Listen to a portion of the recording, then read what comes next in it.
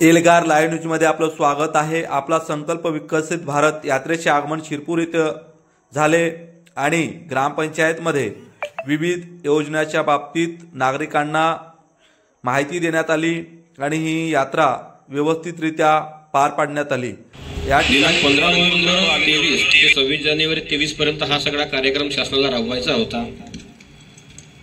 आजच्या या कार्यक्रमानिमित्त या ठिकाणी आमच्या गावचे सरपंच श्री बेंडराकरजी, पोलीस पाटील शिवणकरजी, ब्राह्मणकरजी या ठिकाणी उपस्थित आमचे ग्रामपंचायत सदस्य, गावातील सर्व मान्यवर, आरोग्य विभागाचे कर्मचारी। तर शासनाचा मेन उद्देश काय आहे, हे जे संकल्प यात्रा जे राबवत आहे, शासनाच्या विविध योजना आहेत केंद्र शासनाच्या, त्या योजनेमध्ये आपण काय लाभ दिला, कोणत्या कोणत्या योजनेचे किती लाभार्थी आहेत, या सगळी माहिती लोकांपर्यंत पोहोचवावी याकरिता शासनाने हा कार्यक्रम राबवलेला आहे। केंद्र शासनाच्या विविध योजना विविध विभागामार्फत राबवल्या जातात।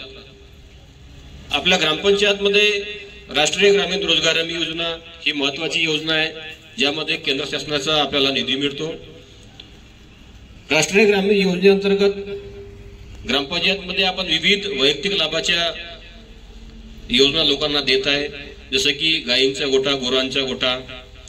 आपल्या गावामध्ये मनरेगा मार्फत बरेच लाभार्थ्यांना आपण गायीच्या गोठ्याचा लाभ दिलेला आहे, तसेच काही लोकांचे कामं सुद्धा सुरू आहेत। त्यानंतर केंद्र शासनाची दुसरी एक महत्वाची योजना ग्रामपंचायतला जी असते ती म्हणजे घरकुल, प्रधानमंत्री आवास योजना, ज्यामध्ये आपल्या गावामध्ये मागील 5 ते 6 वर्षामध्ये बऱ्याच लाभार्थ्यांना घरकुलचा लाभ मिळालेला आहे। त्यानंतर आता ओबीसी करिता मोदी आवास योजना ही सुद्धा शासनाने मागील वर्षीच नव्याने योजना आणली आणि त्या सुद्धा ती आता यादी फायनल झालेली आहे आणि त्यामध्ये सुद्धा टार्गेट आपल्या ग्रामपंचायतला आलेला आहे आणि काही लोकांचे आता घराचे बांधकाम सुद्धा सुरू होतील।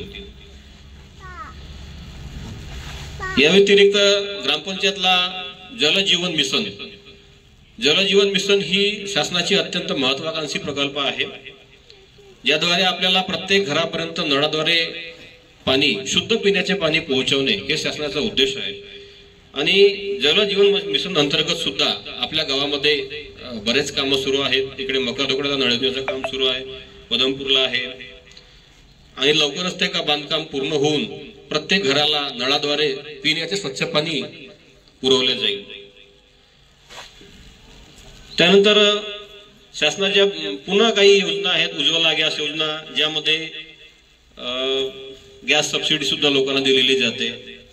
या व्यतिरिक्त पुन्हा इतर विभागाचे सुद्धा हे झालं आपल्या ग्रामपंचायत विभाग, बाकी विभागांना सुद्धा बऱ्याच शासनाच्या वेगवेगळे स्कीम्स आहेत, त्याबद्दल आपल्याला इथे माहिती मिळेलच।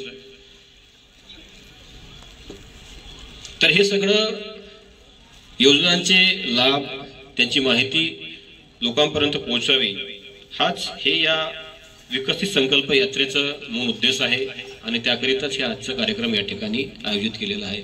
एवढंच बोलून मी माझे 2 शब्द पुन्हा